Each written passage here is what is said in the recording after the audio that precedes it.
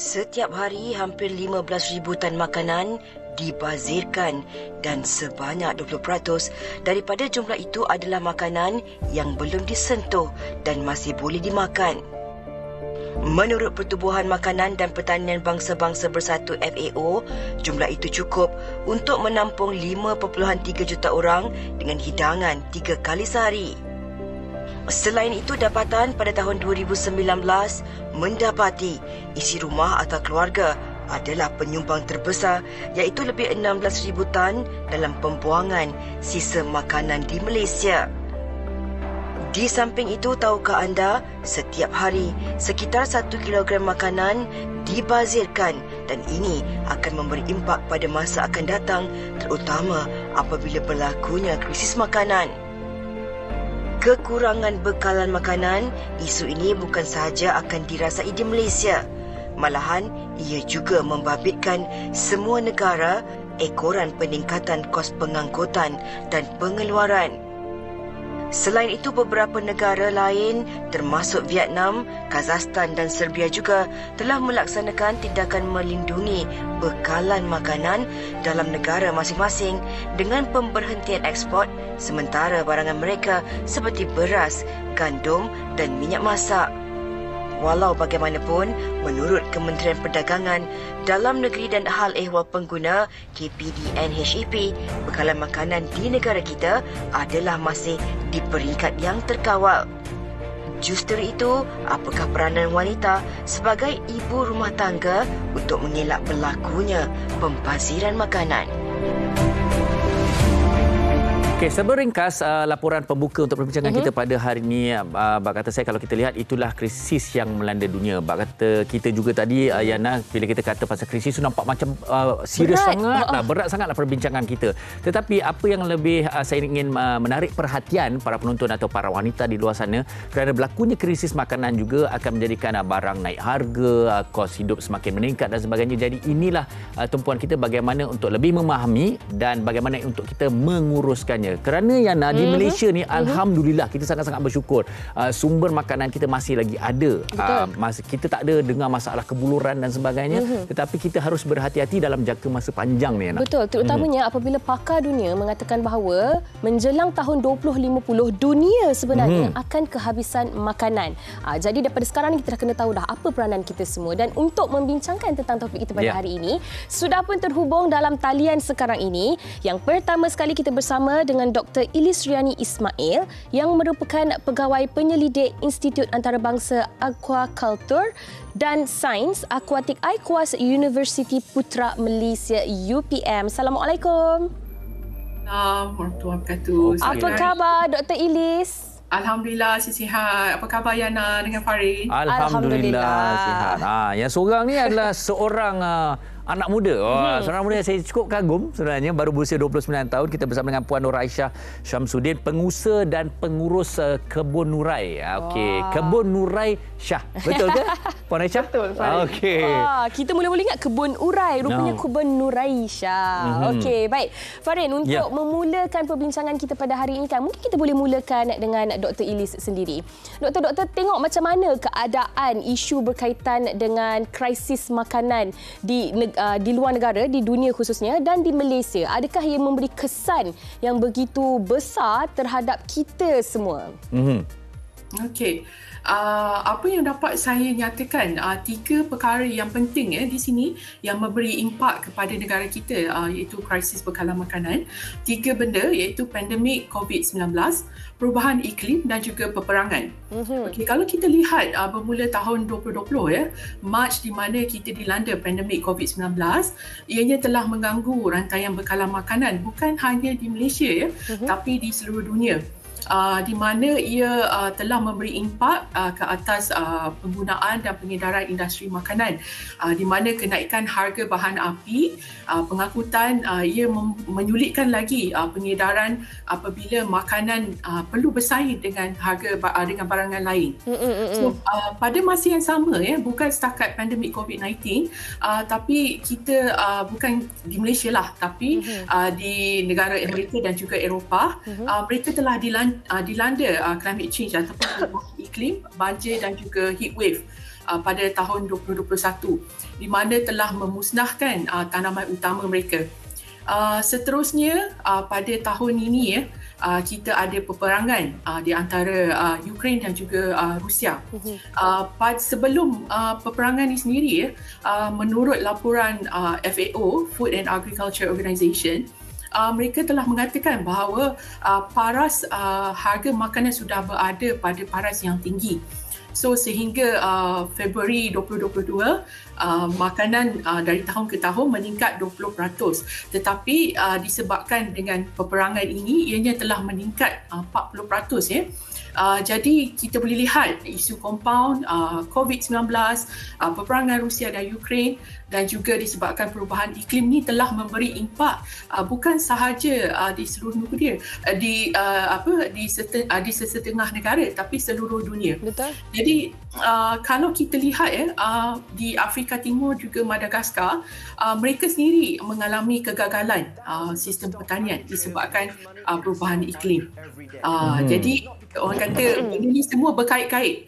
Okey, bila berkait-kait, yang terbaru ni di Asia, kita ada India yang mana tadi Yana ada sebut mereka telah menghentikan ekspor gandum ya. And then kita ada Indonesia menyekat penjualan minyak sawit. Even kita di Malaysia baru-baru ni Perdana Menteri kita telah membuat pengumuman bahawa negara kita akan menghentikan ekspor ayam ke luar negara iaitu hampir 3.6 juta ayam sebulan. Wow. Untuk memastikan rakyat kita didahulukan. Okay? Jadi bila negara ni dia jaga rakyat dia dulu, kita panggil food nationalism. Okey. Prihatin dengan rakyat dia dulu. Jadi hal-hal yang saya nyatakan tadi bermula dengan impak COVID-19, perubahan iklim, peperangan Ukraine dan Rusia telah menyebabkan kekurangan bekalan dan tanaman komoditi utama seperti minyak, gandum, jagung dan sebagainya. Jadi kepada negara kita terutama sekali dalam sektor pertanian, kos input seperti baja, ini boleh tanya dengan Puan Nur Aisyah lah, kos input ni dan makanan ternakan seperti ayam. Ayam kita tahu makanan utama dia, yang makanan paling kualiti ataupun berkhasiat adalah gandum. Betul. Jadi kita bergantung dengan bahan-bahan mentah ini Jadi secara tidak langsung mengakibatkan kenaikan harga untuk barangan lain yang terlibat dalam rantaian yang sama. Baik, doktor, maknanya memang ada keberkaitan dan orang kata berharap antara satu sama lain bila kita bercakap tentang rantaian makanan. Bukan sahaja di Malaysia tapi di seluruh dunia sebenarnya. Secara asas ekonominya senang. Bila penawaran itu berkurangan, harga atau kos semuanya akan meningkat naik. Okey. Dan mungkin ramai juga yang tak tahu. Kalau kita lihat sebenarnya orang Malaysia ni dia tengok kita makanan cukup je, roti ada. Kadang-kadang berlebih-lebih pula tu kan Fahrin. Tadi doktor kata sebut gandum. Cuba kita semak balik, sebenarnya setiap hari ni yang berunsurkan gandum dalam makanan harian kita terlalu banyak. Betul. Jadi itu memperjelaskan juga, dan antara lainnya juga masih lagi banyak sebenarnya bahan makanan di dalam negara kita yang diimport. Jadi orang kata keselamatan makanan ataupun food security dalam negara kita ni perlu diberikan perhatian. Dan ini juga berkait dengan soalan saya kepada Puan Nur Aisyah, seorang petani wanita muda moden. Okey. Kalau sebagai seorang petani, sebagai seorang peladang lah Aisyah, melihat kepada keadaan ini, mungkin anda sebagai seorang peladang itu sendiri ada skop pandangan yang berbeza tentang krisis yang berlaku. Mungkin kira untuk Aisyah sendiri dah rasa selamat dah. Saya ada ladang sendiri, makanan saya cukup, atau bagaimana pendapat Aisyah sendiri? Terima kasih Farin. Cuma saya nak cakap sikit yang saya sebenarnya bukan petani moden. Saya cuma petani di zaman moden. Sebab kaedah pertanian yang saya gunakan ialah 100% tradisional. Saya mengamalkan kompos, saya mengamalkan tanaman secara organik. Jadi saya menggunakan semua benda basic dan mengolah dia kepada sesuatu yang keluarkan hasil. Macam tadi doktor sebut pasal baja, pasal juga binatang makanan ternakan. Minta maaf saya tak boleh nak huraikannya itu sebab baja untuk saya punya pertanian, saya buat baja sendiri. Daripada baja kompos, hasil daripada sisa buangan rumah. Jadi daripada sisa, saya tukar kepada baja, seterusnya saya pulang balik kepada pokok. Yang pokok tu saya ambil untuk makan sendiri, diberikan kepada keluarga, ahli jiran tetangga. Dan selebihnya, kalau ada lebih, saya akan jual. Jadi, dia ada banyak penjimatan di situ. Juga untuk ternakan punya makanan tadi, saya ada ayam. Okay. Ayam saya ni, saya bagi makan tumbuhan juga, iaitu ketum ayam. Ketum ayam ni dia pengganti protein. Ketum ayam tu satu daun yang tinggi dengan protein. Jadi saya bagi ayam makan semua proteinnya itu. Seterusnya saya bagi ayam makan lebihan makanan yang ada di rumah. Okay. Juga saya bagi dia juga BSFL, iaitu ulat daripada tempat kompos. Itu pun sumber protein juga yang bagus. Jadinya semua benda ni dia membantu dalam tumbesaran ayam tu sendiri tanpa perlu mengeluarkan modal yang banyak. Wow. Aisyah, saya tengok gambar-gambar yang dikongsikan tu. Sihat-sihat deh. Sayur tu. Cantik-cantik semuanya. Tapi Kak Farin, kalau kita lihat sosok seorang Aisyah ni kan masih lagi muda, berusia 29 tahun, ada masters, dan mungkin ini juga boleh dijadikan inspirasi kepada ramai wanita lain dekat luar sana. Walaupun bidang yang Aisyah ceburi itu adalah bidang seni. Tetapi sekarang melibatkan diri dalam bidang pertanian, perladangan, perkebunan dan sebagainya. Macam mana sebenarnya Aisyah boleh terdetik nak memulakan orang kata kerjaya lah dalam bidang perladangan dan pertanian ni?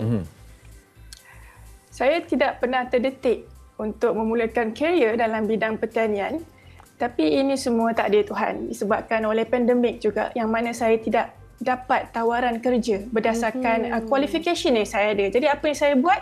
Saya menggunakan waktu sepanjang PKP untuk bercucuk tanam. Baik. Dan setiap hari saya akan kongsi di social media. Kita sekarang zaman social media terutamanya yang berumur seperti saya yang memang sentiasa dengan phone. Jadi daripada kita share satu benda yang orang cakap larok, apa kata kita share ilmu. Wih, besarnya ni. Saya tengah tengok awak punya sayur ni. Minta maaf. Okay. Boleh saya sambung, Farin? Silakan. Okey. Jadi daripada saya share satu benda yang tak perlu, apa kata kita share satu benda yang seronok, yang waktu pandemik tu orang semua duduk rumah kan, berkurung. Betul. Tapi apa yang boleh buat, kita boleh shopping online, kita boleh spend time waktu dekat rumah. Jadi saya share pasal tanaman pokok, saya share pasal kompos yang tak perlukan keluar modal yang banyak. Kita cuma beli benih dan selebihnya ikut apa yang saya ajak. Dan insya-Allah akan keluar pokok yang kita boleh makan. Aisyah pun memang ada TikTok kan, Aisyah? Saya tak ada TikTok, saya cuma ada Instagram dan Facebook saja. Jadi menggunakan platform Instagram dan juga Facebook ni untuk orang kata menyebarkan lagi info dan kesedaran berkenaan dengan kompos, macam mana nak bercucuk tanam dan sebagainya. Sangat-sangat bagus, Aisyah. Okey. Baik, kita akan kembali selepas ini bersama dengan Dr. Ilis. Tapi sebelum itu, apa kata kita dengarkan pendapat orang ramai tentang topik kita hari ini. Kita dengarkan.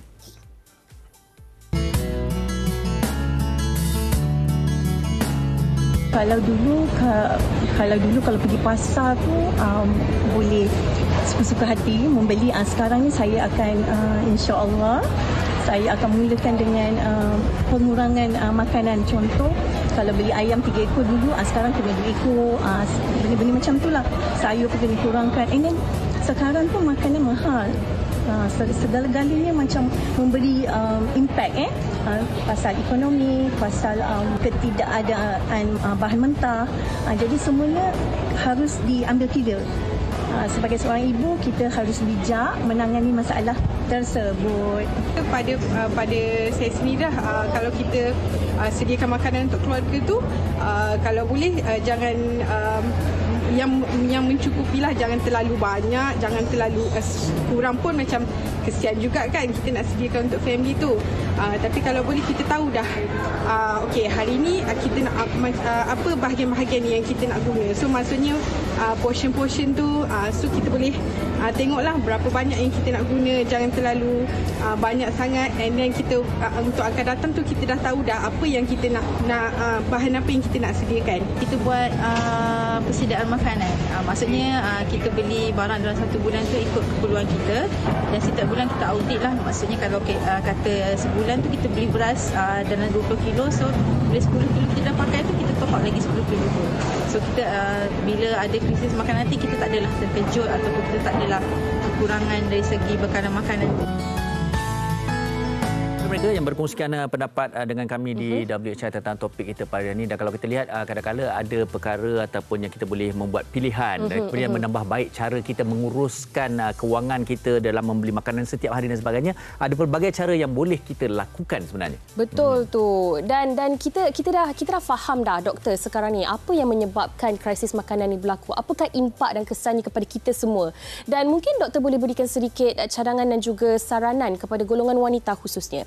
Kita sebagai tunjang keluarga lah juga sebenarnya dalam menentukan apa yang dimakan di rumah, apa yang dibeli di rumah dan sebagainya. Bagaimana sebenarnya kita nak memainkan peranan kita sebaik mungkin agar tidak berlaku pembaziran, itu nombor satu, dan kita dapat berhadapan dengan masalah krisis makanan ni dengan tenang dan dengan baik. Okey, terima kasih Yana untuk soalan itu.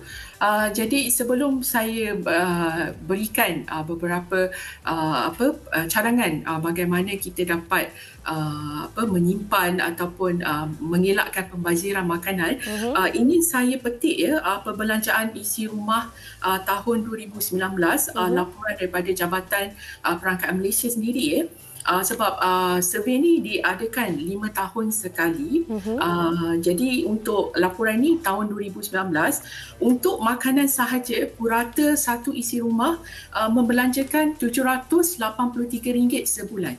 Ini purata jadi dalam RM783 sebulan ni, 3 makanan utama yang dibelanja lebih daripada makanan lain adalah ikan dan makanan laut, daging dan juga roti. So yang paling tinggi adalah ikan dan makanan laut, iaitu RM169 sebulan, diikuti daging RM109 dengan roti RM108. Jadi kita boleh lihat kita punya pattern rakyat Malaysia, dia punya keutamaan dia kat sini. Makanan dia adalah macam tadi Farin sebut, bersifatkan gandum, bijirin, beras belum masuk lagi lah. Jadi protein ni utama kita, sumber utama kita adalah ikan dan juga daging. Jadi itu adalah untuk laporan 2019. Tapi kalau kita lihat perbelanjaan makanan telah meningkat sewaktu PKP. Kalau Puan Nur Aisyah waktu PKP dia sibuk bercucuk tanam, tapi kalau kita waktu PKP kita banyak habiskan duit kita dengan membeli makanan So disebabkan kerana tindakan kita telah mengakibatkan kenaikan 44% berbanding sebelum PKP itu 18%. Jadi banyak peratus yang naik sewaktu PKP. Jadi kita boleh lihat rakyat Malaysia ni memang kita suka makan. Memang foodie semuanya. So kalau pagi tu macam Farin, saya rasa mesti roti canai, nasi lemak betul. Tak doktor. Farin Ahmad ni jaga badan lah doktor. Takkan dia lah makan roti canai, nasi lemak. Telur ayam. Okeylah, so kita pun dah tak ekspor ayam kan. Okeylah, cukuplah telur ayam. Okey, untuk kalau kita lihat memang perbelanjaan makanan tu adalah sebahagian besar daripada perbelanjaan seisi rumah berbanding kos-kos perbelanjaan yang lain. Jadi di sini macam salah seorang tadi yang telah memberi dia punya pendapat dia, di mana dia kata kita perlu merancang pembelian barang keperluan dan mempunyai perancangan bajet. Betul apa yang dikatakan bagi sesetengah. I think most of us macam wanita kita dah tahu bila kita nak pergi beli barang dapur tu, kalau tak ada senarai tu selalunya akan tergelincir. Katalah bajet kita 200 tapi kita end up beli sometimes more than what we expect. Betul tak? Okay, so pentingnya kita mengawal lah. Pendek kata, kita beli mengikut keperluan dan bukan berasaskan kemahuan. Okay? Tapi wanita ni biasalah, bila kita pergi kadang-kadang tu bukan kita saja-saja nak beli. But sometimes it's because barang yang ada kat rumah tu dah habis. Jadi kita tak masukkan dalam senarai. Bila sampai tu kita nampak bahawa kita barang ni tak ada kat rumah. Betul-betul. So once in a while boleh lah. Tapi kalau selalu tu, ini akan menyebabkan long term punya efek orang kata. Betul. Tapi doktor, maaf saya mencelah juga. Mungkin ada ada juga dalam kalangan suri rumah khususnya, bila kita dengar pasal krisis makanan dan sebagainya, kita rasa takut dan kita rasa panik. Jadi daripada nak beli sikit tu, terus beli banyak stok pula. banyak-banyak. Daripada nak berjimat sepatutnya, kita berdepan dengan krisis makanan ni, kita pula yang rasa takut dan sebagainya. Untuk ini bagaimana sebenarnya doktor supaya kita faham yang tak perlu sebenarnya untuk beli banyak-banyak dan stok ke dalam kita punya storage dan sebagainya, tetapi lebih kepada bagaimana kita nak plan pembelian kita tu, doktor. Okey. Seperti yang dalam klip tadi di awal rancangan Wanita Hari Ini ada menunjukkan mana KPDN HDP telah mengatakan stok makanan negara Malaysia masih mencukupi pada tahap ini. Kita belum lagi orang kata pure crisis ataupun hardcore impact because of this global punya crisis. Kita masih terkawal. Jadi tak perlu ada panic buying ini saya tekankan di sini. Kita tak nak benda berulang sewaktu PKP di mana waktu tu masing-masing semua semua rushing beli roti. Dia kan satu tahap tu stok roti habis, ada roti. So kita tak nak benda-benda tu jadi. Kerajaan telah menjaminkan bahawa negara Malaysia masih diparas di mana kita mencukupi makanan. Jadi tidak perlu. Memang isu sekarang adalah krisis. Ialah untuk kita menyiapkan diri kita supaya kita mengambil tindakan yang sepatutnya. So tindakan sepatutnya ni adalah kalau kita nak beli stok barang boleh, tapi tidak perlu sampai stok 3 bulan 4 bulan. Contoh kita beli barang-barang yang kering. Contohnya macam beras. Kalau beras biasa si rumah 10 kilo, kata kita beli lagi satu simpan. Okey. Kita beli barang-barang tin yang mana makanan tin ni jangka masa dia panjang. So kita perlu merancang. Jadi ada setengah saya faham, especially suri rumah dia orang beli makanan bahan mentah banyak, stok ayam sampai 5-6 ekor simpan dalam ada peti ais ekstra. So kita kena fikir juga makanan yang disimpan dalam peti ais ni juga dia punya khasiat dia menurun dari masa ke masa. So di sini saya ingin bagi contoh kalau kita lihat di negara-negara maju seperti di United Kingdom dan juga Amerika Syarikat di mana penduduk dia kalau beli barang dapur, dia bukan beli stok untuk seminggu, 2 minggu, sebulan. Dia akan beli untuk 2 hari, 3 hari ataupun apa yang dia nak masak. Jadi saya rasa untuk Malaysia, rakyat kita perlu bersedia untuk mengubah lifestyle kita lah. So kita tak perlu rasa macam kita kena beli banyak supaya kita kena fikir. Sebab ada juga saya tengok waktu PKP dia beli banyak-banyak sayur, tiba-tiba yang bawang dia dah tumbuh jadi pokok dalam peti ais. So itu adalah tindakan yang kurang bijak lah. Jadi macam saya kata memang kita krisis, tapi di Malaysia masih lagi terkawal. So don't have to be in the situation kita rasa panic buying nak beli semua. Tak. Okey. So semua cukup, alhamdulillah. Sebab itulah kita nak menggalakkan kepada anda para penonton ambil tahu seperti mana topik-topik kita pada hari ini supaya anda jelas dan perlu rasa panik ataupun tidak dan sebagainya. Jadi kena sentiasa memahami dan mengambil tahu kepada para wanita. Sempat doktor tadi kira backup kaum wanita sebenarnya. Pasal saya kaum suami ni saya kata janganlah beli banyak-banyak, nanti expired barang tu kita tak guna juga. Nanti membazir juga. Okey. Tetapi kita nak tanyakan pada Aisyah sendirilah. Okey. Kalau kita lihat sebenarnya Aisyah ni sebenarnya dah a step ahead lah secara tidak langsung kerana mempunyai kebun sendiri, ladang sendiri, sumber makanan sendiri. Jadi apa yang Aisyah lakukan ni sebenarnya menjadi sumber inspirasi kepada mereka di luar sana, di mana apa yang anda terangkan tadi bahawa untuk menanam atau bercocok tanam ni sebenarnya mudah dan tak memerlukan kos yang tinggi. Jadi saya kira ini antara tips-tipsnya. Jadi boleh berkongsikan lebih lanjut tentang bagaimana ini boleh dijadikan alternatif kepada penjimatan apa yang berlaku pada masa sekarang ni. Silakan Aisyah.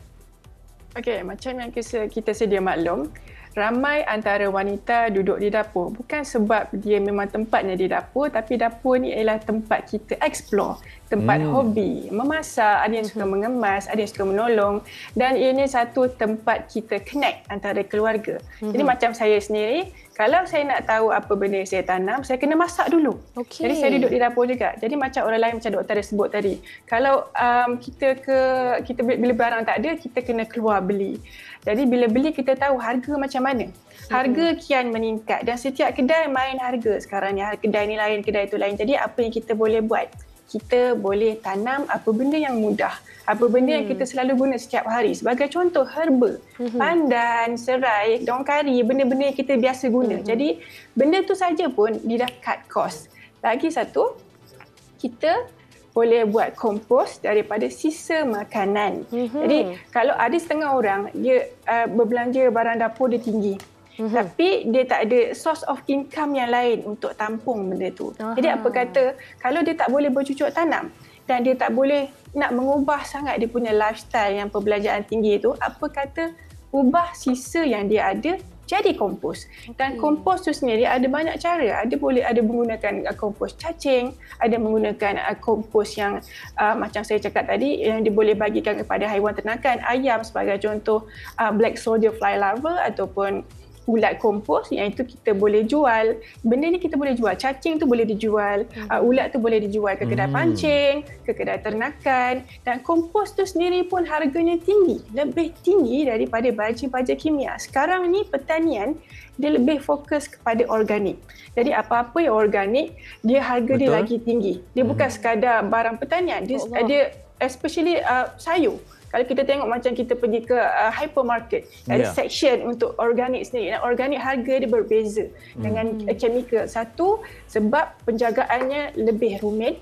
Dan dua, apa yang ada dekat dalam tu lebih baik daripada chemical. Walaupun menggunakan modal yang sangat sedikit. Dia bebas bahan kimia, sihat dan juga selamat dan dijaga dengan kasih sayang. Betul ya? Dan buktinya kalau kita lihat dalam paparan tadi kan, gambar-gambar di kebun Nuraini memang gebu-gebu, gemuk-gemuk. Dan mungkin juga Aisyah ada juga kongsikan di social media tentang tips-tips yang berguna dan sebagainya. Betul tak Aisyah? Betul.